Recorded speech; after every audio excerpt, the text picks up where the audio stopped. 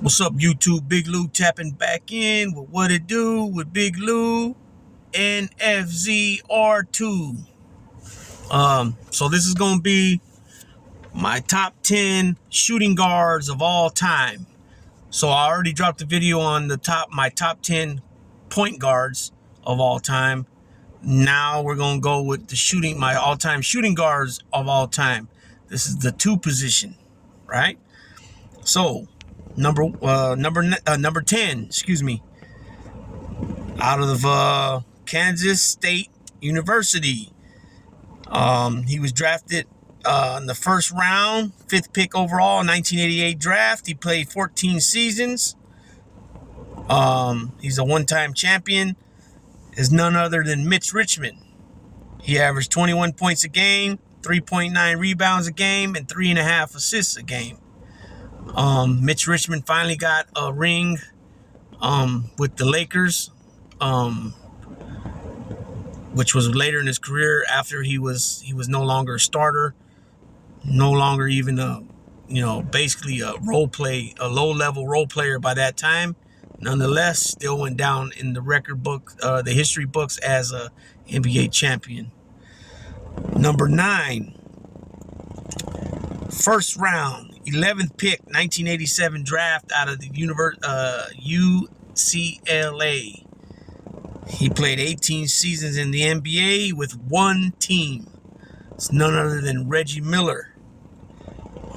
He finished his career averaging 18 points a game, 3 rebounds a game, and 3 assists a game.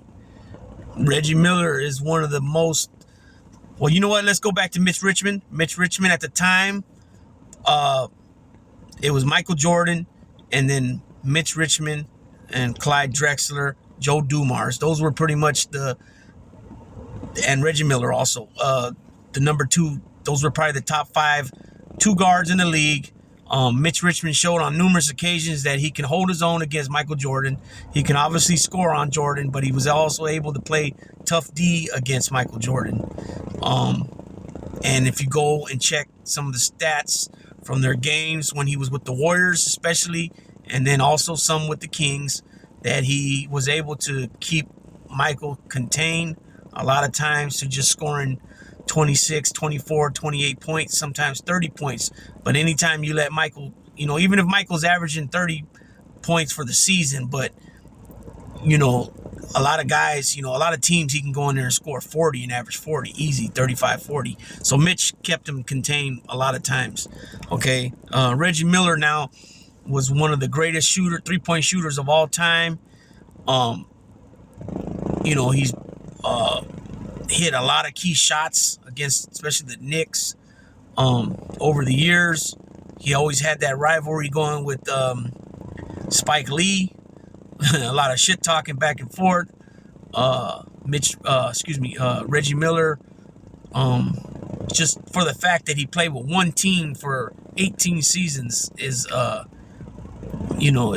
tremendous accomplishment right there. A lot of these guys don't care about playing with organizations and franchises. They don't mind going on to another team, for money, because it's all about money. Reggie Miller really wanted to bring a championship to the city of Indiana, the state of Indiana, and he wasn't able to succeed doing that, but they did make it to a finals. My number 8, I'm going with, and Reggie Miller was 6'7", Mitch Richmond was 6'5". Number 8, I got out of Winston-Salem State. He was drafted first round, 2nd pick overall in 1967. He played 13 seasons in the NBA at 6'3", none other than Earl the Pearl Monroe.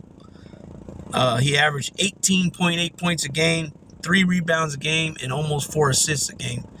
Earl the Pearl Monroe was part of the Knicks' last championship, which was 1973.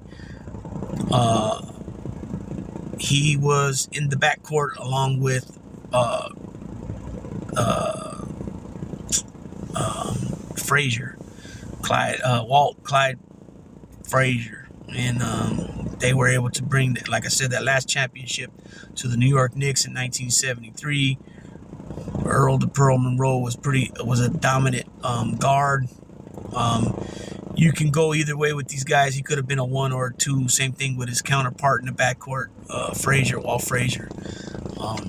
Obviously, these guys played a lot he played way before my time, so anything that I seen on him was nothing live. It was all, tapes and stuff like that.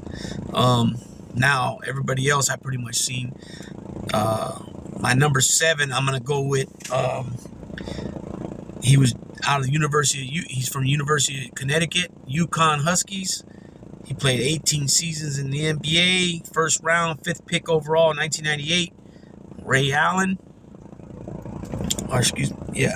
Ray Allen, 6'5", drafted by Milwaukee, then later played with Seattle Supersonics, the Boston Celtics, was part of the Big Three, Paul Pierce, Kevin Garnett. Then he went on to play with Miami, LeBron James, Dwayne Wade, Chris Bosh. He hit a big shot for the Miami Heat for them to win the game. He broke Reggie Miller's record for 3-pointers made, and then recently Steph Curry broke his record.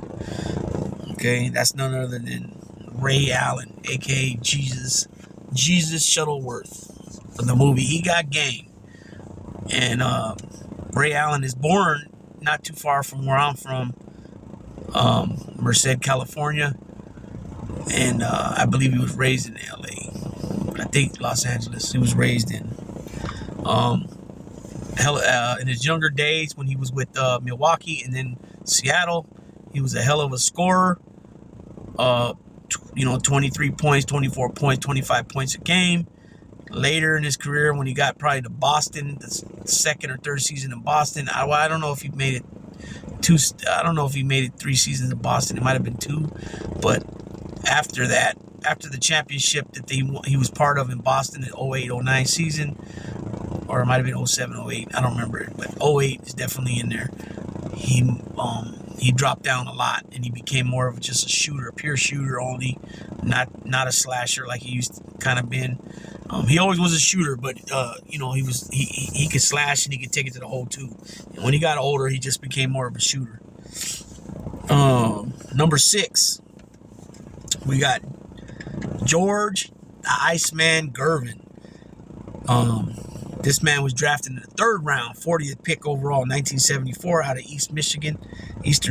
He played 18 seasons in the NBA and the ABA prior to that. He has one of the most dominant shots in NBA history, along with the skyhook of Kareem Abdul-Jabbar and the dream shake of Hakeem Olajuwon. Michael Jordan, Kobe Bryant fadeaway is the finger roll. The finger roll by George Gervin, he perfected it. This dude's a pure scorer. He averaged 25 points a game, 5.3 rebounds a game, and 2.6 assists a game. He, like I said, a pure scorer, man. This guy's one of the prolific scorers of basketball history. And the reason I say basketball history because he played also in the ABA, and then he went on to play for the San Antonio Spurs, and he did his thing. He's also part of the greatest, the 50th anniversary team and the 75th anniversary team, as well as these other guys that I had mentioned. At number 5, he was drafted out of the University of Houston with the 1st round, 14th pick, 1983, at 6'7", Clyde the Glide Drexler. So, like I previously mentioned, when you thought about the 2 guard, the shooting guard in the NBA in the mid 80s up until probably 90, 91, 90, we'll say 90. So from 85 to 90, Clyde Drexler was right up there. It was Michael Jordan and then Clyde Drexler. And then a little bit later after that, towards the late 80s, these guys came into the league. Reggie Miller, Mitch Richmond, Joe Dumars was also there.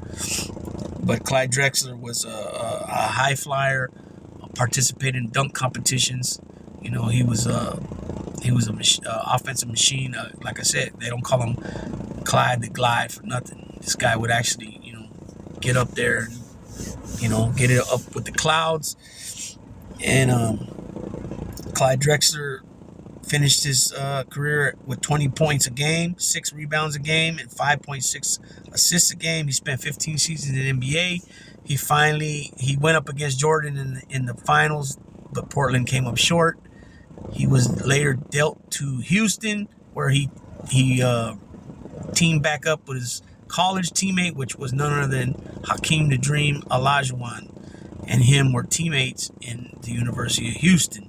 Now they're playing for Houston, the Houston Rockets, where Clyde the Glide Drexler was part of the second championship that Houston won in the back-to-back. Clyde played, he was kind of on the end of his career by then, but he still played a significant role in winning that title. And that's my number 5. My number 4, out of the University of Georgetown. He's a Hoya. He's from the state of Virginia. None other. He was drafted first overall 1996 draft. He's only 6 foot tall. He's none other than the answer. AI Allen Iverson. This dude was dominant in college. Came into the NBA, dominant. This dude would take it right to the rack. He took his Philadelphia 76ers to the finals against the Lakers. They came up short, but this man literally carried that team on his back. You know what I mean? He finished his career averaging 26.7 points a game, 3.7 rebounds a game, and 6.2 assists a game. He also played from Philly. He played with Detroit. He played with Denver, and he was a dominant force at only 6 foot. This guy, he took it to Michael, he took it to Kobe, he took it to anybody that got in his way that tried to guard him. He was not afraid to take it to the hole. He's well known for old clips of that crossover on Michael Jordan, and also that shot over Tyronn Lue that he steps over him. And Allen Iverson was the shit. You know what I mean? Number 3, out of Marquette. Played 16 seasons in the NBA. 6'4". He was drafted first round, 5th pick. That 2003 draft. That's one of the 3 greatest drafts ever. It's either 2003, 1996, or 1984. Those are the top 3 draft classes in the history of the NBA. Like I said, 6'4" is none other than Dwayne Wade, who was a 3-time NBA champion. He finished his career averaging 22 points a game, 4.7 rebounds a game, and 5.4 assists a game. Dwayne Wade was with Shaq. After Shaq left LA, Shaq went to Miami. In that deal that I believe they sent Caron Butler, I think it was Caron Butler and Lamar Odom to the Lakers. It might have been Brian Grant.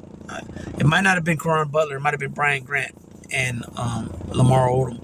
But they sent them and some money to Miami, to LA for Shaq. Shaq went over there to Miami first season and won a championship, his 4th championship. Dwayne Wade's first championship, and then Dwayne Wade went to 4 back-to-back with LeBron when LeBron James went to Miami, and also Chris Bosh was there. All 3 of those guys were drafted in the 2003 draft class. They lost the first season to Dallas. They won the second year, beating who was it? I believe it was San Antonio, and then they beat OKC because they went back-to-back. And then the fourth year they lost to San Antonio. Dwayne Wade, it's going to go down.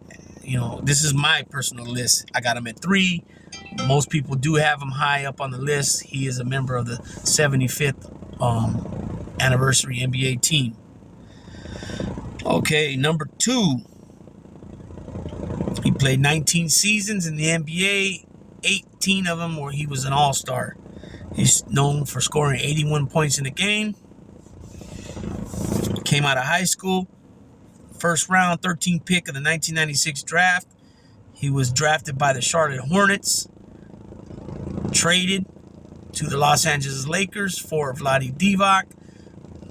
Jerry West gets a lot of credit for this, which he should. He was the general manager at the time. Standing at 6'6". Kobe, the Black Mamba himself, Kobe Bryant. You know, not only is he number 2 on my all-time top 10 shooting guards all time, I also have him on my all-time top 10 list of NBA players, period. I have him at number 9 all-time. Some people are not happy with that I have him at 9, but come on, think about it. Out of all the thousands of people that played in the NBA, I have this man number 9. Just say if it was only 1,000 NBA players that ever played, and he's number 9, ranked 9th all time, even though there was more NBA players that played than that. You know, he's a 5-time NBA champion. Very dominant force for many years. Most of all, you know, the 19 seasons he was 18-time All-Star. I mean, some of those are, you know, fan voted, you know, so if you got the name, the popularity, you're going to get there. But let's be honest, you know, his first 2 seasons, he was young. They had Eddie Jones starting at the 2 guard. Eventually, they dealt him to Miami. I believe I don't remember if they traded him to Miami or he signed in Miami. 3rd season, Kobe steps in, becomes a starter. The rest is history. Very dominant force. Him and Shaq, you know, Rick Fox, Derek Fisher, you know, a lot of guys. And later he had Bynum, he had Gasol. You know, he still was the captain of the team. You know, Shaq, they ended up having some type of rivalry between him and Shaq. Things didn't work out. Shaq left. Kobe ended up winning 2 more championships without Shaq to finish his career with 5 titles. Shaq only had 4, so that meant a lot to him. He got 2 titles without Shaq, so you couldn't say it was because of Shaq, right? So Kobe Bryant, definitely dominant force. Rest in peace, Kobe Bryant. You know, and his daughter Gigi. You know, that shouldn't have happened. Kobe should still be here with us now. Way too young. Definitely, Gigi was way too young for this accident to happen. It is what it is. You know, thoughts and prayers always to the family on these type of tragedies. But yeah, Kobe Bryant definitely was dominant, you know. And of course, my number 1 is none other than Sir Ernest himself, MJ, Michael Air Jordan. Picked 1st, 3rd overall in 1984 draft out of the University of North Carolina. Like I said, depending who you speak to, some would say 1984 draft is the greatest draft class ever, with Michael Jordan, Hakeem Olajuwon, Charles Barkley, John Stockton. Others will say it's 1996 with Ray Allen, Kobe Bryant, Allen Iverson. You know, just depends. Marcus Camby, depends who you speak to, right? Or 2003, LeBron James, Dwayne Wade, Chris Bosh. You know, so Michael Jordan, 6'6". Oh, you know, let me go back. I didn't say Kobe's numbers. Kobe finished with 25 points a game overall over 19 seasons, 5.2 rebounds a game, and 4.7 assists a game. Okay, Michael's numbers are 30 points a game, 6.2 rebounds a game, and 5.3 assists a game. Michael played 16 seasons. Some people consider Michael Jordan the GOAT, the greatest of all time, NBA player of all time. Me personally, I got him at number 2. I got Kareem Abdul-Jabbar number 1, only because of Kareem only losing 1 game in high school, 1 game in college, winning titles, numerous titles in college. This high school career, he was dominant. And then, of course, the 6 MVPs and 6 rings, 6 championships for Jabbar. But most people have Michael Jordan as the GOAT. Michael Jordan was straight out of high school. You know, he didn't have a dominant college career like where, you know, Michael Jordan was on the team with James Worthy, who was considered the better player. You know, James Worthy was picked first overall in '82. You also had Michael Jordan was there. You had Sam Perkins there. You had Brad Daugherty there. So Michael Jordan, I don't think anybody expected Michael Jordan to come in the NBA and take off the way he did. Immediately, he was dominant. I think his rookie season, he averaged 28 points a game. And then his second season, he dropped down dramatically to like 22, I think. And then he got injured. And I think he broke his knee, his leg. And then the rest, you know, dominant after that. 37 points a game, 35 points a game for the season. 32, 31, you know, Michael Jordan was dominant. If you go back and look at his scoring averages per team, it's insane. You know, the dude was, back then he was more take it to you and dunk on your butt, you know what I mean? And then as he got older, just like Kobe, they became more finesse players, fadeaways, jumpers, you know, shooting 3-pointers, like most guys. You know, there's nobody that's gonna have their whole career where they're just taking it to the rack and dunking. You know, so many guys start off that way, but their game ends up changing, especially when injuries start happening. You know, that goes for Dominique, Kobe, Michael Jordan, Clyde Drexler, Dr. J. You know what I mean? But Michael Jordan was like, this guy would like terrify a lot of teams when they play him. You know what I mean? Michael Jordan was dominant, very competitive all the way around on anything he did. You know what I mean? So like I said, nobody expected this guy was going to be the player he was. You know what I mean? Especially when he came out, man, like you had like the Celtics and the Pistons and even the Sixers with Barkley and Moses Malone and, Barkley. Well, yeah, Moses Malone was there, Dr. J. It was very physical back then, especially when you play the Pistons and the Celtics. The Celtics were physical too. You know, and I'm bringing up those two teams because Chicago, they're in the same conference. But Michael Jordan, you know, he had to be tough, man. It's not like the NBA now. When I was watching it as a kid, you know, it was very physical with Lambeer and James Edwards and Rick Mahorn and John Sally and Dennis Rodman and Charles Oakley and Orlando Woolridge and Charles Barkley and Moses Malone. You know, these dudes were physical. Kevin McHale, Robert Parrish, Larry Bird was no joke. You know, he was trash talking fool, you know. And these guys, you know, Michael Jordan had, you know, he did his thing, man.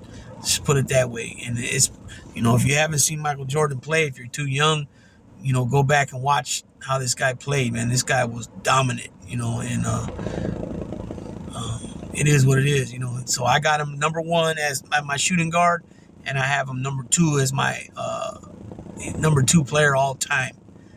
And that's going to conclude my list of shooting guards. My next one will be, I will do the center, power forward, and small forward probably next week sometime. One of them at least. And I got a couple other videos that I might drop tomorrow. But I promise that I'm going to start working on my intro and probably going to start some lives here soon on what to do with Big Lou NFZR2. With that being said, Big Lou tapping out. Be sure to subscribe here if you haven't, please. Share the channel. Also hit that like button. Leave a comment. Comments always help with the algorithm. Also go over to the No Fly Zone Ricans and sub there. Share, like, and subscribe as well, and leave a comment. It's highly appreciated. We appreciate all our subscribers. And again, Big Lou tapping out.